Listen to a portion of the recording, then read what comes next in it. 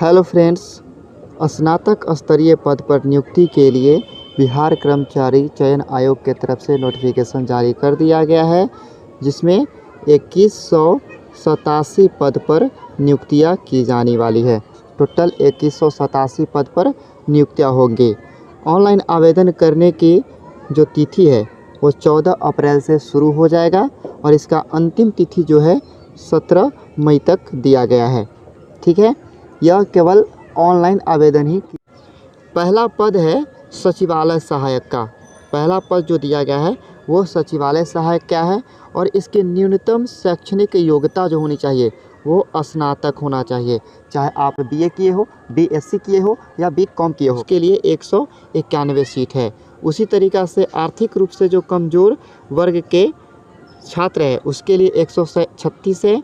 पिछड़ा वर्ग के लिए 154, अत्यंत पिछड़ा वर्ग के लिए 264, अनुसूचित जाति के लिए 201 और पिछड़े वर्ग की जो महिला है उसके लिए 47 पद दिए गए हैं। योजना सहायक का है, इसके लिए भी हमारी जो योग्यता होनी चाहिए वो कम से कम स्नातक होना चाहिए। ठीक है, और इसमें भी कुल मिलाकर 125 + 40 इतने सीट दिए गए हैं। इस तरह से हमारा तीसरा जो पद है वो मलेरिया निरीक्षक के लिए है और इसकी जो योग्यता होनी चाहिए वो साइंस में होनी चाहिए। विज्ञान में आप स्नातक होना ज़रूरी है, आपको स्नातक होना ज़रूरी है। ठीक है, और इसमें कुल पद जो है 74 पद दिए गए हैं।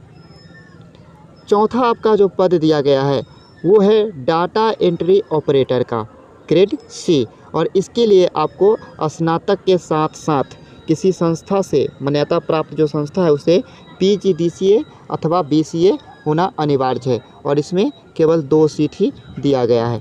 ठीक है, इस तरह से हमारा पांचवा जो पद है वो है अंकेक्षक का है और इसके लिए आपको स्नातक गणित से होना चाहिए। ठीक है, और इसमें कुल 256 सीट है। ये अच्छा खासा सीट इसमें दिया गया है जो विद्यार्थी गणित से BA किए होंगे, BSc किए होंगे, गणित से किए होंगे। ठीक है ठीक है, इसमें भी आपको स्नातक में वाणिज्य, अर्थशास्त्र या सांख्यिकी अथवा गणित में से किसी एक विषय से स्नातक होना जरूरी है।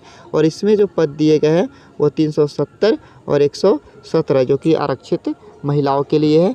और कुल मिलाकर ये 6 पद के लिए कुल मिलाकर 2187 रिक्तियाँ हैं। कुल 187 रिक्तियाँ निकाली गई है। ठीक है, किस उम्र तक के छात्र इस फॉर्म को भर सकते हैं, आवेदन कर सकते हैं, तो इसके बारे में जानते हैं। देखिए यहाँ साफ साफ लिखा हुआ है, अभ्यर्थी के उम्र सीमा की गणना दिनांक 1/8/2021 के आधार पर की जाएगी, परंतु वैसे विद्यार्थी जो दिनांक 1/8/2015 को सरकार द्वारा निर्धारित अधिकतम उम्र सीमा धारित करते हो एवं उक्त तिथि तक निर्धारित शैक्षणिक योग्यता धारण करते हो, वे भी उम्र सीमा के आधार पर सामान्य प्रशासन विभाग के पत्रांक 212 दिनांक 23/1/2006 के आलोक में परीक्षा के लिए पात्र होंगे। ठीक है, मतलब कि जो 1/8/2015 तक जो सरकार के निर्धारित अधिकतम उम्र सीमा के धारित थे वो भी इस परीक्षा के लिए आवेदन कर सकते हैं।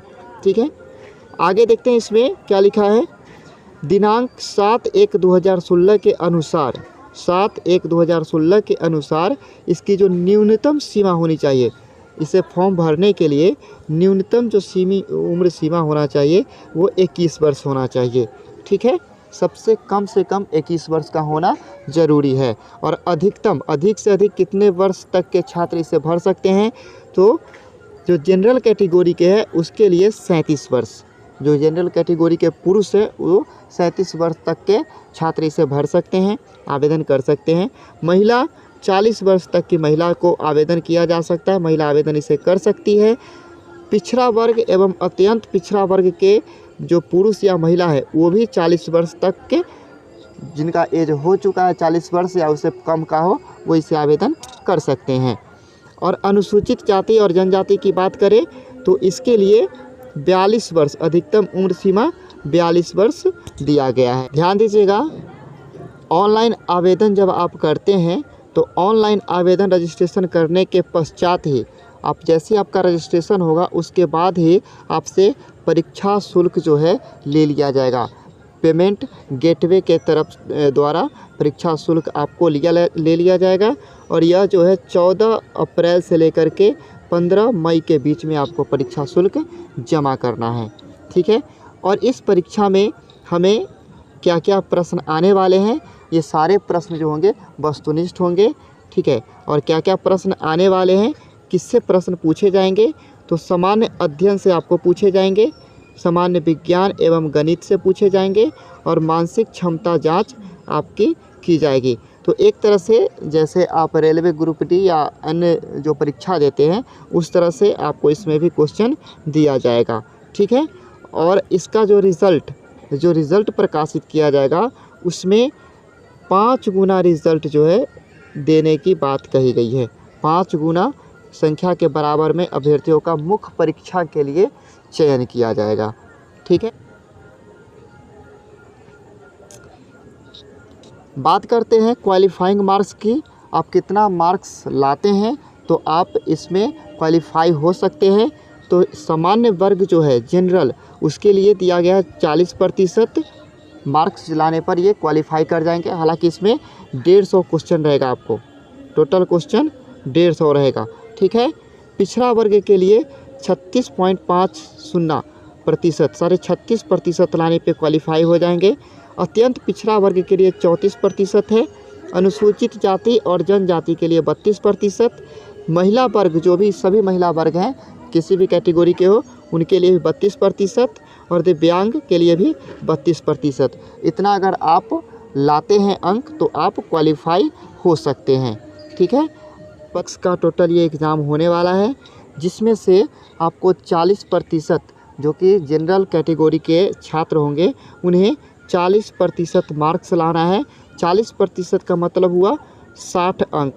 60 अंक कम से कम आपको पास करने के लिए लाने होंगे। और अन्य कैटेगरी के लिए कम से कम अगर 50 से 60 के बीच अगर नंबर आ जाता है, 50 से 60 के बीच, तो सभी कैटेगरी के छात्र इससे क्वालिफाई कर जाएंगे।